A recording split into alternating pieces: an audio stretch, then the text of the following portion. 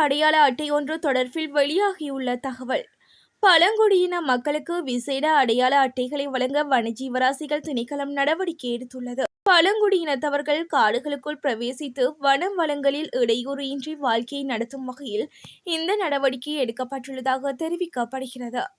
இத்திட்டத்தின் முதற்கட்டமாக தம்பான மற்றும் ரதுகல பழங்குடியினருக்கு அடையாள அட்டைகள் வழங்கப்பட உள்ளதாக வனஜீவராசிகள் திணைக்களத்தின் சிரேஷ்ட அதிகாரி ஒருவர் தெரிவித்தார். ரதுகல பழங்குடியினத்தவர்களின் தலைவரினால் மனித உரிமைகள் ஆணைக்குழுவில் சமர்ப்பிக்கப்பட்ட மனுவுக்கு பதிலளிக்கும் போதே மேற்கண்டவாறு குறிப்பிட்டார். தங்க பிஸ்கட்களுடன் கட்டுநாயக்க விமான நிலையத்தில் சிக்கிய நபர்.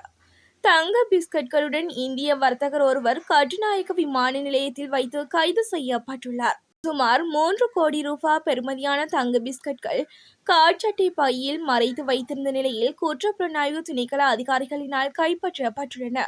அவரிடமிருந்து 1 கிலோ 158 கிராம் எடையுடைய 9 தங்க பிஸ்கட்டுகளும் மேலும் 3 தங்க பிஸ்கட்டு துண்டுகளும் அதிகாரிகளினால் கைப்பற்றப்பட்டுள்ளன.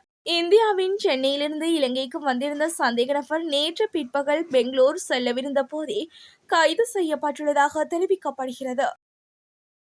147 டெஸ்ட் கிரிக்கெட் வரலாற்றில் சாதனையை படைத்த இங்கிலாந்து வீரர். இங்கிலாந்து அணித் தலைவர் ஒலி போப் 147 ஆண்டுகள் பழமையான டெஸ்ட் கிரிக்கெட் வரலாற்றில் யாரும் படைக்காத சாதனையை படைத்துள்ளார். அதாவது வெவ்வேறு அணிகளுக்கு எதிராக தனது முதல் 7 டெஸ்ட் சதகங்களை அடித்து முதல் கிரிக்கெட் வீரர் என்ற சாதனையை படைத்துள்ளார். தனது 49வது போட்டியில் விளையாடிய அவர் ஓவல் மைதானத்தில் இலங்கைக்கு எதிரான 3வது டெஸ்ட் போட்டியின் போதே இந்த மைல்கல்லை எட்டியுள்ளார். பெருந்தோட்ட தொழிலாளர்களின் சம்பள அதிகரிப்பு கடினமானதல்ல, ஜனாதிபதி வேட்பாளர் திட்டவட்டம். பெருந்தோட்ட தொழிலாளர்களின் நாளாந்த சம்பளத்தை 2000 ரூபாவாக மாற்றுவது கடினமானதல்ல என ஜனாதிபதி வேட்பாளர் திலித் ஜெயவீர தெரிவித்தார். ஆனால் அது அறிவியல் பூர்வமாக செய்யப்பட வேண்டும் எனவும் சுட்டிக்காட்டினார். சர்வஜன அதிகாரம் நேற்று நுவரெலியாவில் ஏற்பாடு செய்திருந்த பொதுக்கூட்டத்தில் காணொலி தொழில்நுட்பம் மூலம் கருத்து தெரிவிக்கும் போதே அவர் இந்த விடயத்தை குறிப்பிட்டார். மேலும் ஜெயவீர பெருந்தோட்ட கம்பெனிகளிடம் மட்டும் கட்டணத்தை வசூலித்து இந்த தொகையை பெற முடியாது என்று நினைக்கிறேன். அதற்கான திட்டம் எங்களிடம் உள்ளது. வரலாறு முழுவதும் வாக்குறுதிகள் நிறைந்த அந்த அரசியல் மேடை உங்களின் இந்த கசப்பான வாழ்க்கையை மட்டுமே உங்களுக்கு விட்டு சென்றுள்ளது. இதை மாற்ற விரும்புகிறோம். அதற்கான வேலை திட்டத்தை முன்வைத்தோம் எனவும் தெரிவித்தார். எப்போது பொது தேர்தல் என்பது தொடர்பில் வெளியான தகவல். எதிர்வரும் நவம்பர் மாத இறுதி பகுதியில் பொது தேர்தல் நடைபெற வாய்ப்புள்ளதாக தேர்தல் ஆணைக்குழு தகவல் வட்டாரங்கள் தெரிவிக்கின்றன. ஜனாதிபதி தேர்தலில் போட்டியிடும் ஐக்கிய மக்கள் சக்தி, தேசிய மக்கள் சக்தி உட்பட பல பிரதான கட்சிகள் ஜனாதிபதி தேர்தலில் வெற்றி பெற்றால் உடனடியாக நாடாளுமன்றத்தை கலைத்து பொது தேர்தலை நடத்துவோம் என அறிவித்துள்ளது. வெடிக்கும் வன்முறை. மணிப்பூரில் குக்கி மற்றும் மெய்தி மக்களிடையான வன்முறை தீவிரமாகி இருக்கிறது. ஜிரிபா மாவட்டத்தில் நடந்த சண்டையில் 5 பேர் உயிரிழந்துள்ளதாக கூறப்படுகிறது.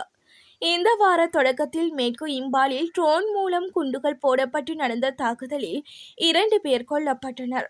பலர் காயமடைந்தனர். இதனால் கல்வி நிலையங்கள் மூடப்பட்டன. ஒருமைப்பாட்டிற்கான ஒருங்கிணைப்பு குழு காலவரையறையற்ற பொது அவசர நிலையை அறிவித்துள்ளது. குக்கி ஆயுத குழுக்களின் இடைவிடாத தாக்குதலை சுட்டிக்காட்டி மக்கள் வீட்டுக்குள்ளே இருக்கும்படி கேட்டுக்கொண்டுள்ளது. இயல்பு நிலை திரும்பும் வரை இந்த அவசர நிலை நீடிக்கும் என தெரிவிக்கப்படுகிறது. யாழில் வன்முறையில் ஈடுபட்ட மர்ம கும்பல். யாழ்ப்பாணத்தில் வன்முறை கும்பலொன்றினால் வான் மற்றும் கார் தீ வைக்கப்பட்டுள்ளதாக காவல்துறையினர் தெரிவித்தனர். குறித்த சம்பவமானது நேற்று இடம்பெற்றுள்ளது.